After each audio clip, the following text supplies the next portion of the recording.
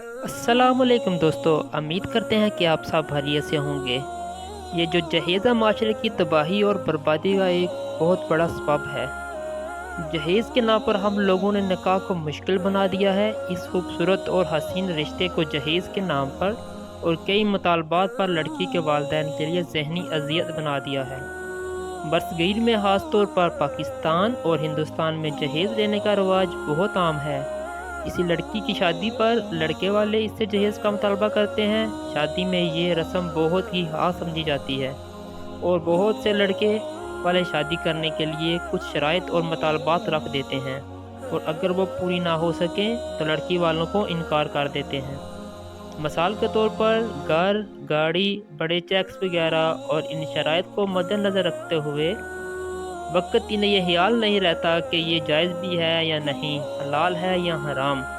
آج کل high families سے لے کر مڈل کلاس فیملیز تک تمام والدین اپنی اولاد کو تعلیم دلواتے ہیں، خاص طور پر لڑکے۔ اب لڑکا تعلیم کا شوق نہ رکھنے کی وجہ سے کم پڑھا لکھا ہو یا زیادہ پڑھا لکھا ہو، دونوں صورتوں میں لڑکے کے گھر والے جہیز مانگتے ہیں، اور نہ ملنے کی صورت میں لڑکی سسرال والوں کے طنز و طعنوں کا شکار ہو جاتی ہے۔ جہیز میں صوفہ سیٹ، الیکٹرونک کی مختلف اقسام کی چیزیں، برتن وغیرہ شامل ہیں۔ والدین کے پاس اتنا پیسہ نہ بھی ہو، جب بھی وہ اپنا خون پسینہ ایک کر کے قرضوں کے مراحل سے گزر کر اپنی بچی کے لیے جہیز کی بہت سی اشیاء تیار کرتے ہیں کہ کہیں ان کی بیٹی کو شادی کے بعد پوری زندگی سسرال والوں سے طعنے سننے کو نہ ملیں۔ لڑکا جب کماتا ہو اور کسی لڑکی کو نکاح کے بعد اپنے گھر کی عزت بنا کر لا رہا ہو تو وہ اس کی ذمہ داری ہوتی ہے، اور اس صورت میں اس کو چاہیے کہ وہ جہیز لینے سے منع کر دے۔ البتہ والدین اپنی حیثیت کو دیکھتے ہوئے اپنی خوشی سے جو دینا چاہتے ہیں اور جتنا دینا چاہتے ہیں اپنی بیٹی کو دے سکتے ہیں۔ جہیز تو دور کی بات، لڑکے والے رشتہ طے کرنے کے مختلف موقعوں پر اپنا کوئی بھی عمل دکھا کر لڑکی والوں کو مجبور کرتے ہیں کہ وہ بھی ان کے لیے اتنا ہی کریں۔ مثال کے طور پر عید کے موقع پر لڑکا اور لڑکی دونوں کو عیدی دی جاتی ہے۔ یہ برصغیر کی رسموں میں سے ایک ہے۔ لڑکے کی طرف سے تحفہ چھوٹا ہو یا بڑا کوئی مسئلہ نہیں ہوتا، مگر لڑکی والے اگر لڑکے کو عید کا ایک چھوٹا سا تحفہ بھی دے دیں تو اس بات پر باتیں بننا شروع ہو جاتی ہیں۔ یہی معاملہ سالگرہ اور دوسرے موقعوں پر ہوتا ہے۔ یہ عام طور پر وہ گھرانے ہیں جو زیادہ پیسے والے ہوتے ہیں، جن کا لائف سٹائل مڈل کلاس ہی کیوں نہ ہو، لیکن لڑکی اور والدین کے لیے ذہنی اذیت بن جاتی ہے۔ عید الفطر، عید الاضحیٰ یا سالگرہ کا موقع ہو، تحفہ چھوٹا ہی صحیح مگر اس میں محبت اور خلوص شامل ہونا چاہیے۔ اگر آپ کے پاس پیسہ زیادہ ہے تو پھر آپ اپنی محنت سے جو چاہیں جتنا چاہے دے سکتے ہیں، اور اگر کم پیسے کی مجبوری سے بھی دیا جائے تو اس کو بڑا مسئلہ بنا کر رشتے میں رکاوٹ یا اس کو ختم نہیں کرنا چاہیے۔ اب تک کی باتیں زندگی کی حقیقت ہیں اور میرا مشاہدہ، احساسات بھی کہہ سکتے ہیں۔ جہیز دینے کی یہ رسم پاکستان اور ہندوستان کے علاوہ کہیں بھی نہیں پائی جاتی۔ جہیز دراصل ہندو کی ایک رسم ہے۔ دراصل وہ وراثت میں لڑکی کو حصہ نہیں دیتے اور اس کی تلافی کرنے کے لیے اور لڑکی کو شادی کے موقع پر خوب سارا جہیز دیتے ہیں، مگر اسلام نے لڑکی کا وراثت میں حصہ لازمی قرار دیا ہے۔ جہیز کے نام پر ہم لوگوں نے نکاح کو مشکل بنا دیا ہے۔ اس خوبصورت اور حسین رشتے کو جہیز کے نام پر اور کئی مطالبات پر لڑکی کے والدین کے لیے ذہنی اذیت بنا دیا ہے۔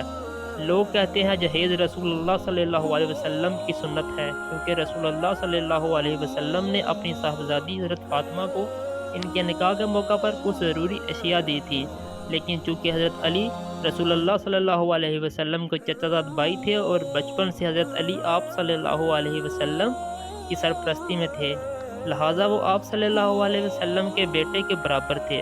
بچپن سے ان کے تمام اخراجات کی ذمہ داری آپ صلی اللہ علیہ وسلم پر تھی، اس لیے نیا گھر بسانے کے لیے آپ صلی اللہ علیہ وسلم نے انہیں سرپرست کے طور پر کچھ ضروری سامان دے دیا۔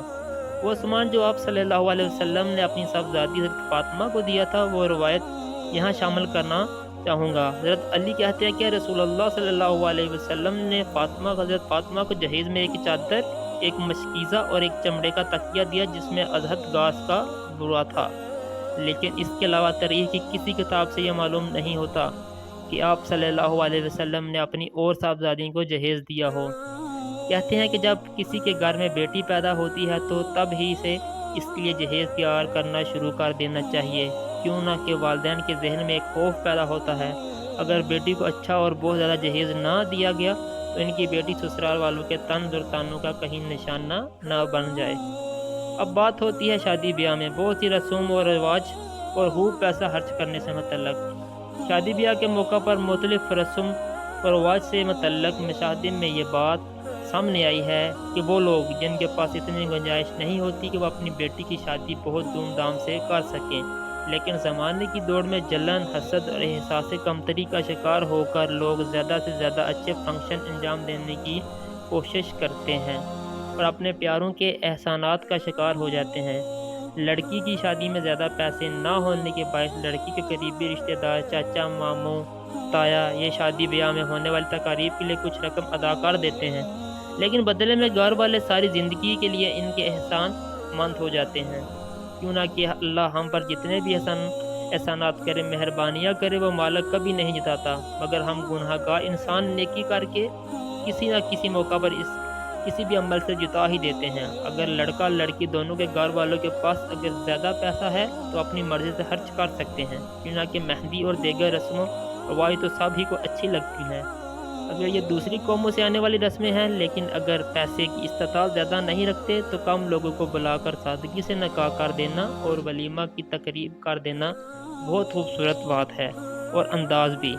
اس میں نہ لڑکے والوں کو کوئی گلہ شکوہ کرنا چاہیے اور نہ لڑکی اور اس کے گھر والوں کو، بلکہ ایک دوسرے کی مجبوری کو سمجھنا چاہیے۔ واضح رہے وہ نکاح زیادہ بابرکت ہے جس میں کم سے کم بوجھ ہو، لہٰذا نمائش اور مقابلے کی دوڑ میں دھوم دھام سے شادی کرنا اور پیسہ خرچ کرنا مناسب نہیں، بلکہ اعتدال کے ساتھ چلنا ہی زیادہ عقل مند بھی ہے، چاہے امیر ہی کیوں نہ ہو۔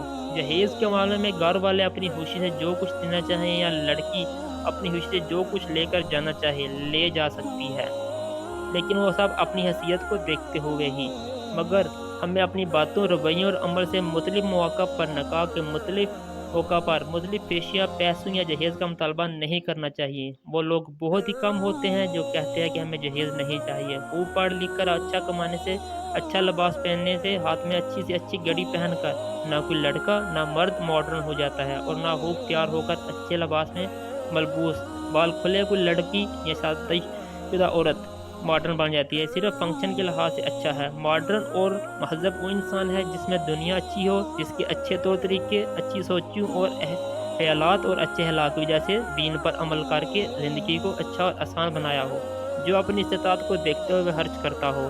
اپنی آنے والی نسلوں کو بھی اس کی تلقین کیجیے اور اپنی زندگی کے اس خوبصورت رشتے کو آسان بنائیں، تب ہی ہم اپنی زندگی کو جنت بنا سکتے ہیں۔